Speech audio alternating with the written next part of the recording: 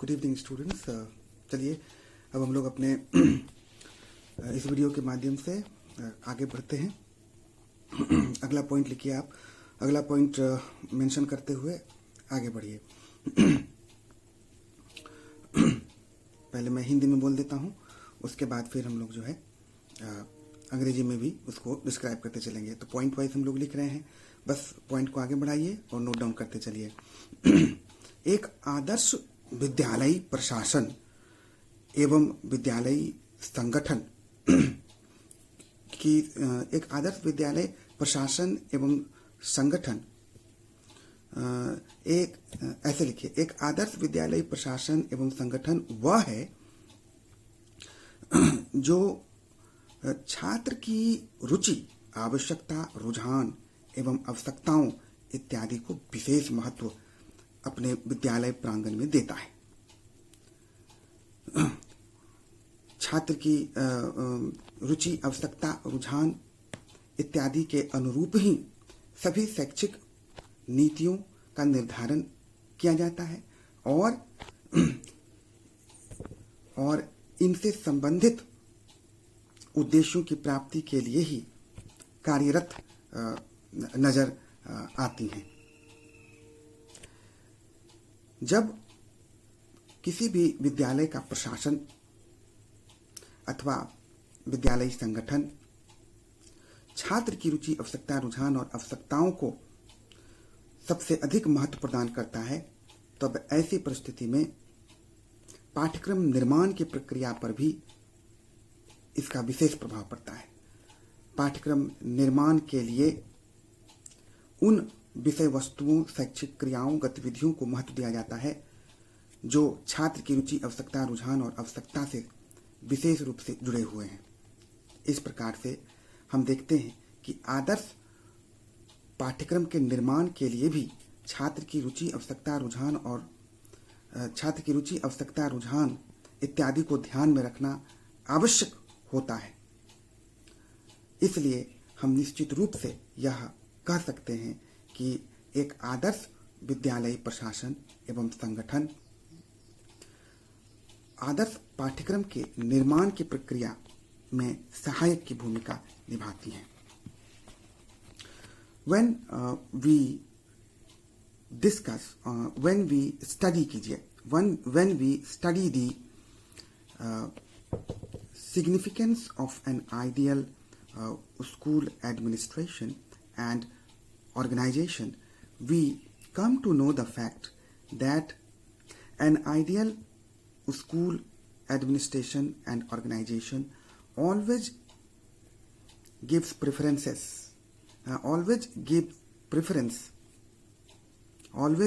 preference to need, interest, aptitude and attitude of the students. The school administration and organization try their level best to arrange all the essential items so that essential items inside the school campus so that the interest, aptitude and requirement of the students can be fulfilled ideally. It tries its level best to form those kinds of policies with the help of which the interest, aptitude and requirement of the students can be satisfied. So when an ideal school administration and organization gives importance to need, interest, aptitude, etc. of the students, then while constructing or developing the curriculum, again these factors are being considered of great significance. While constructing the curriculum, those elements are being selected which are very much related to interest, need, aptitude, etc. of the students. So we can understand how an ideal school administration and organization really provoke or support to construct an ideal curriculum at the end. चलिए अब हम लोग अपने अगले point की ओर आगे बढ़ते हैं. जो हमारा अगला पॉइंट होगा उसको भी नोट डाउन करिए. पहले मैं हिंदी में बोलूंगा, उसके बाद फिर हम लोग जो है अंग्रेजी में इसको करते चलेंगे. एक आदर्श विद्यालय, अगला पॉइंट डाल करके लिखिए. एक आदर्श विद्यालय प्रशासन एवं संगठन वास्तव में वह है जो अपने शिक्षकों तथा छात्रों को व्यापक स्वतंत्रता प्रदान करती हैं. अर्थात उन्हें प्रजातांत्रिक वातावरण में शिक्षण तथा अधिगम कार्य करने की स्वतंत्रता प्रदान करते हैं. आदर्श विद्यालय प्रशासन एवं संगठन प्रजातांत्रिक मूल्यों को विशेष महत्व देती हैं,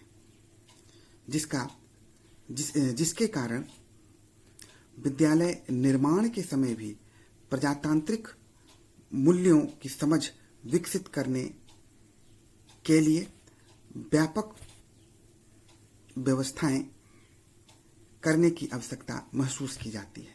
यही कारण है कि पाठ्यक्रम का निर्माण करते समय भी प्रजातंत्र के अर्थ, प्रजातंत्र की विशेषताएं,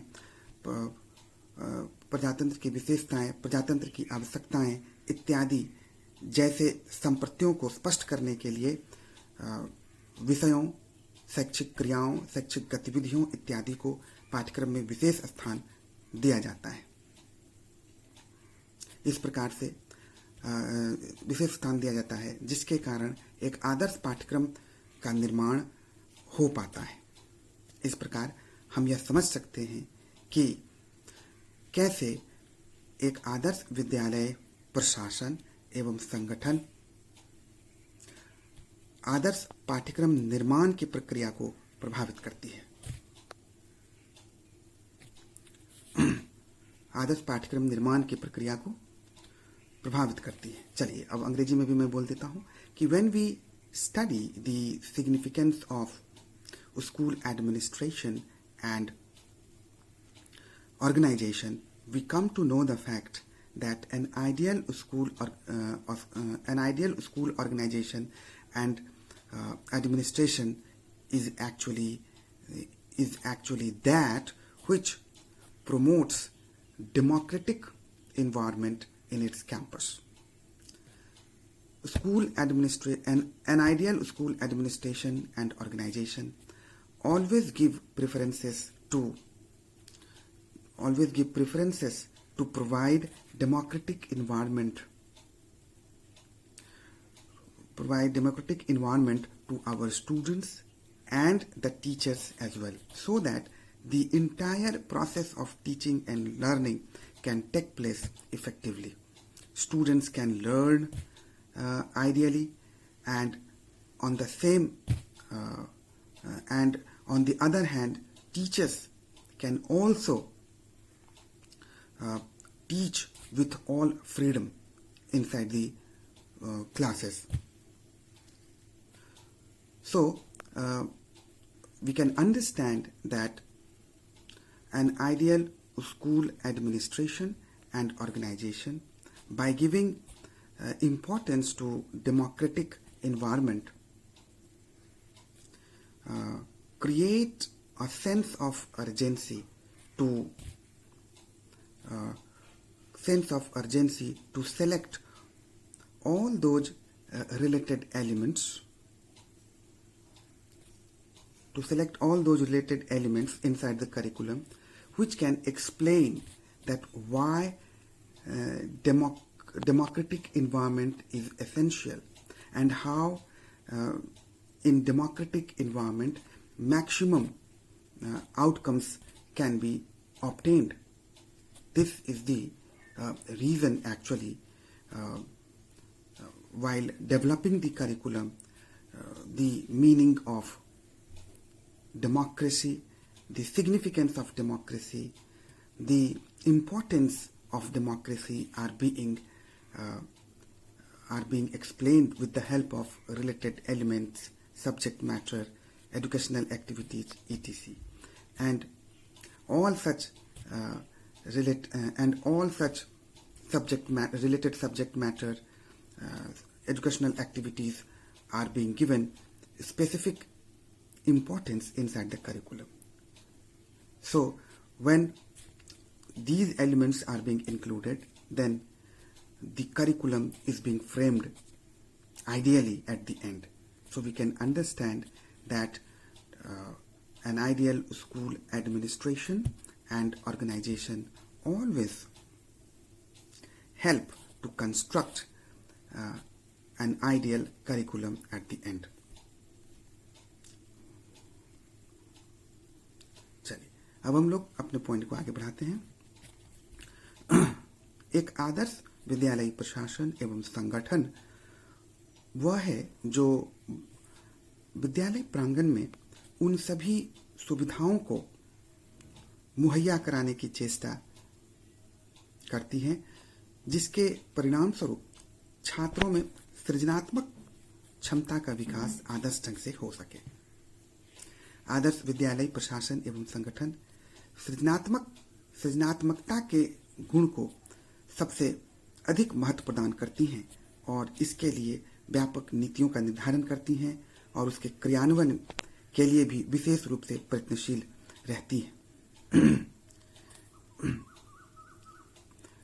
जब विद्यालय प्रशासन एवं संगठन छात्रों में सृजनात्मक गुणों को विकसित करने के लिए संकल्पित नजर आती है तो इसका एक विशिष्ट लाभ यह भी होता है कि जब पाठ्यक्रम निर्माण की प्रक्रिया को संचालित किया जाता है तो उस समय भी इस महत्वपूर्ण अथवा विशिष्ट गुण को विकसित करने के लिए सभी प्रकार के आवश्यक विषयों, शैक्षिक क्रियाओं, शैक्षिक गतिविधियों इत्यादि को पाठ्यक्रम में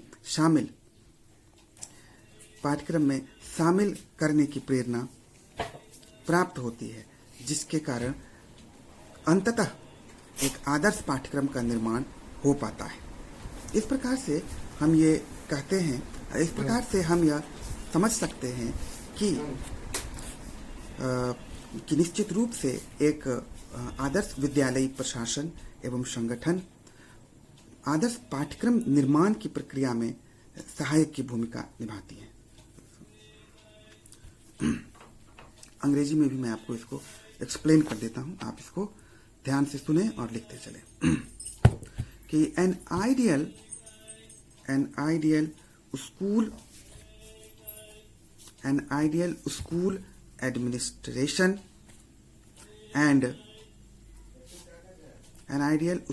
administration and organization is that which gives significant importance to creativity. Full stop. When an ideal school administration and organization try to provide all kinds of facilities to the students with the help of which the character of creativity can be developed within the students, then maximum benefits are being achieved.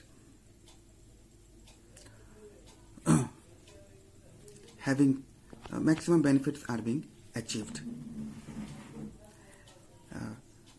At the time of developing the curriculum, all those related elements are also being included inside the curriculum, so that with the help of related subject matter, educational activities and educational programs, the character of creativity can also be developed within the students successfully. So we can understand that an ideal school, so we can say that an ideal school administration and organization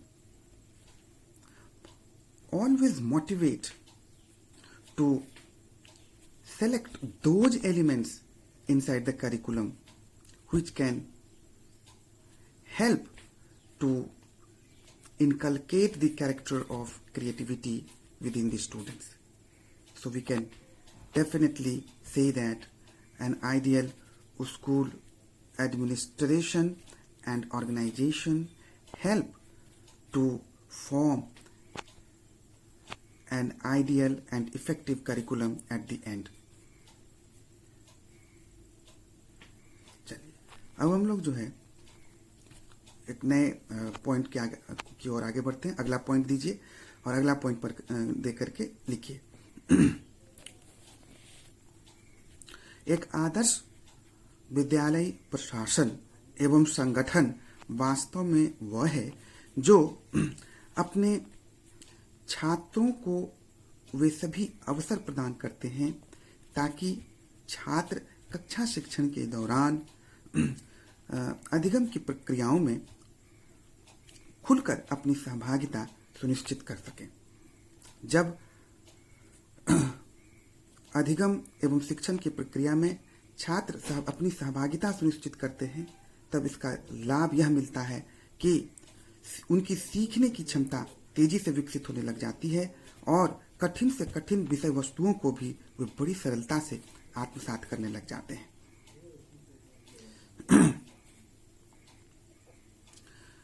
पाठ्यक्रम निर्माण के समय भी इस तरह की प्रक्रिया को विशेष महत्व प्रदान किया जाता है और पाठ्यक्रम के अंदर उन सभी विषय वस्तुओं, शैक्षिक गतिविधियों, प्रकरणों, उप प्रकरणों इत्यादि को महत्व प्रदान किया जाता है जिसकी सहायता से छात्र को अपने अनुभव के आधार पर सीखने का अवसर प्राप्त हो सके ताकि छात्र अधिगम एवं शिक्षण प्रक्रिया में सहभागी बन सके. जब इस तरह की व्यवस्थाएं, इस तरह के संबंधित विषय वस्तुओं, गतिविधियों को पाठ्यक्रम में स्थान दिया जाता है तो एक आदर्श पाठ्यक्रम का निर्माण निश्चित रूप से होता है. तो हम इस प्रकार समझ सकते हैं कि कैसे एक आदर्श विद्यालय प्रशासन एवं संगठन की जो क्रियाएं हैं वे कहीं न कहीं प्रभावित करती हैं, प्रेरित करती हैं पाठ्यक्रम निर्माण के समय इस तरह की आवश्यक विषय वस्तुओं के चयन में, जिससे कि अंततः एक आदर्श पाठ्यक्रम का निर्माण संभव हो पाता है. चलिए आइए अब हम इसको अंग्रेजी में भी रूपांतरित करते हैं. लिखिए कि an ideal school administration and organisation is that which promotes that kind of environment which promote that kind of environment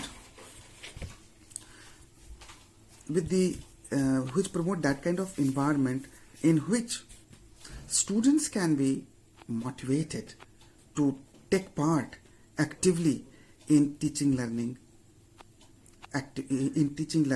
circumstances.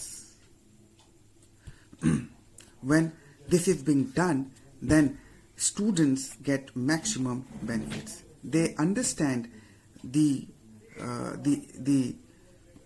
understand the contents very effectively.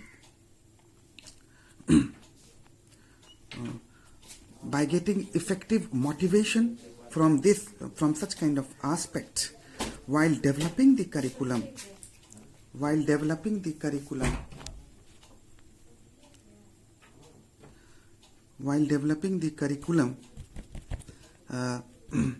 all such related subject matter, contents, educational activities are also being included inside the curriculum, so that students can get opportunity to learn with the help of their experiences and can participate maximum in teaching learning affairs.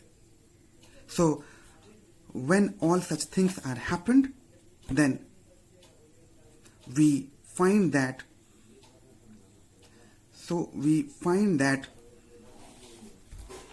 an ideal curriculum is being framed at the end. So we can understand that how school administration and organization actually provide fundamental basis to frame the curriculum ideally.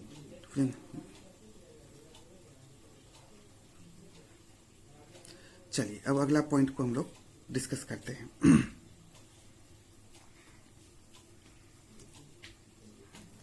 एक आदर्श विद्यालय प्रशासन एवं संगठन वास्तव में वह है जो विद्यालय में मौजूद सभी छात्रों को आदर्श ढंग से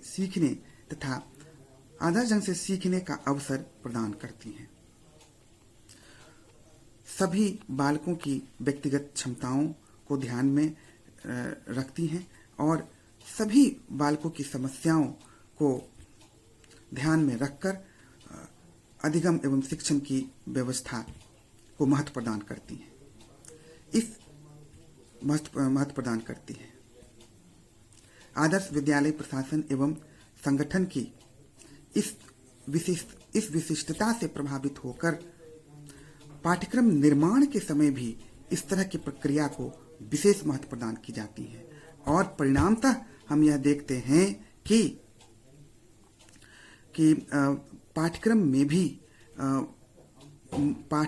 भी उन विषय वस्तुओं को समाहित किया जाता है, पाठ्यक्रम में भी उन शैक्षिक गतिविधियों को समाहित किया जाता है जिसके कारण सभी प्रकार के छात्रों की व्यक्तिगत समस्याओं का निराकरण हो सके, सभी प्रकार के छात्रों की आवश्यकताओं की पूर्ति की जा सके, सभी प्रकार के छात्रों को अधिगम का व्यापक अवसर प्राप्त हो सके। इनसे संबंधित क्रियाओं, गतिविधियों, विषय वस्तुओं को अनिवार्य रूप से पाठ्यक्रम में स्थान दिया जाता है, जिसके परिणाम स्वरूप अंततः एक आदर्श पाठ्यक्रम विकसित हो पाता है। तो निश्चित रूप से हम यह कह सकते हैं कि आदर्श विद्यालय प्रशासन एवं संगठन वह आधारशिला तैयार करने का कार्य करती है जिसके कारण अंततः आदर्श पाठ्यक्रम तैयार हो पाती हैं।